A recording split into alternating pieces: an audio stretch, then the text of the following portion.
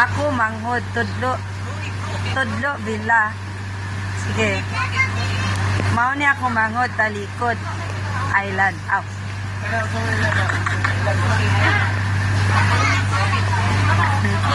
Mauna village. Aw. Okay, last attraction po bago mag-last stop. Tingay ko ang ating experience mga tunga. This is Giant Clam Sanctuary. Giant Clam Taclobo Sanctuary. Park. It's a 14 hectares area kung saan may 2,000 plus na Taclobo. Wow. Yes. 2,000 plus pero 6 na species lang po yan. Wala no?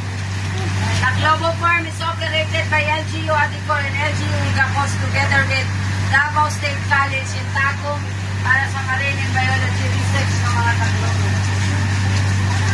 Taclobo Farm is an optional itinerary, especially kung exclusive, kasi may entrance po ito na 300 per head. Katulang gusto mo explore sa sanctuary. You can explore it through snorkeling po. Malapit ka ninyo makikita yung mga Taclobo. Guluron mo sa ilang guide sa dulong luma. Alam na malinaw na part ko. Pag low tide, ikakaya na siya.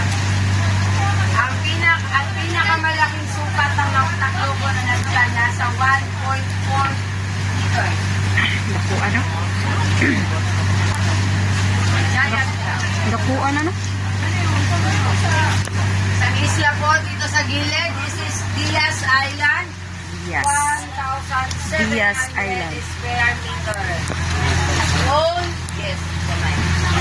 Owned by Ayan, attorney from Davao City. Attorney Diaz.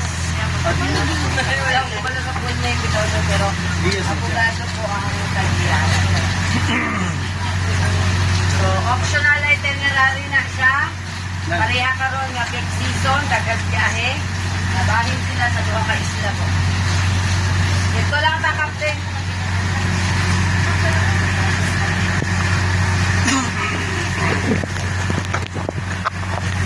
Pero optional itinerary, hindi silang duha parking habagat or amihan. Kung habagat, diri ami. Kaya ang hangin ikan dito. So, masalipdan sa isla. Dili kayo sa balod. Pag amihan, diri na sa May. May matagulan po pa, anak ka ng hangin. So, matagulan sa island.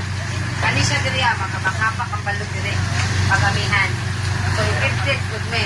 Dili man may kataga kung bang sa nila, kay lalo man nila. Pero guwapo kayo ang corals diri sa Diaz Island. Dili, kay dili kayo di siya ginaatuan. O nga lang, kutubaday. Wala po.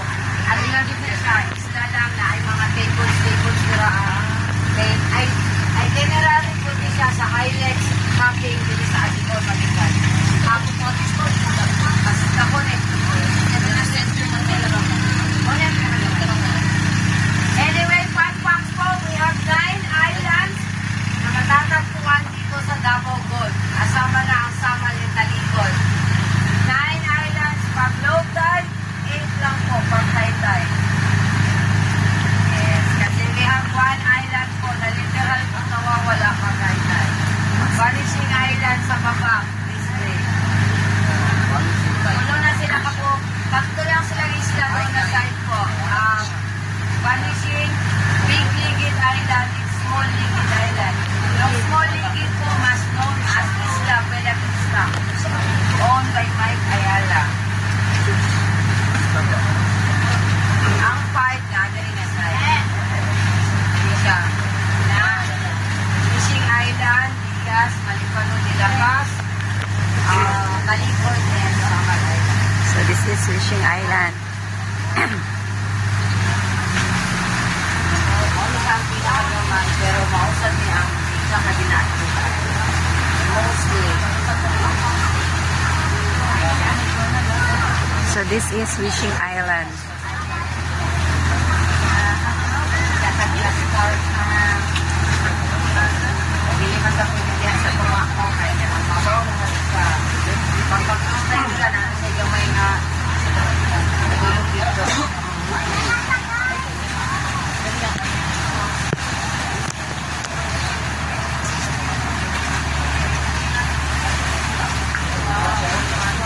We are here at Wishing Island. Buwis buhay post. Oh my God, natalawan ko anak. Hindi na siya ang bakang dira, although mura na siya driving board. Mabaw kayo yung tumpahan. Putol, asa. Ay, galo, o, sige mo ko. Wala ka sa As, Yes, po.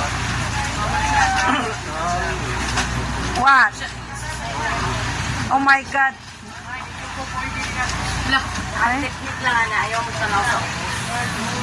Buwis buhay post, ma'am. Buwis buhay post. Tinuod. Ha? Okay, everyone, this is your last stop. Fishing Island, 700 square meter rock formation. Wishing God.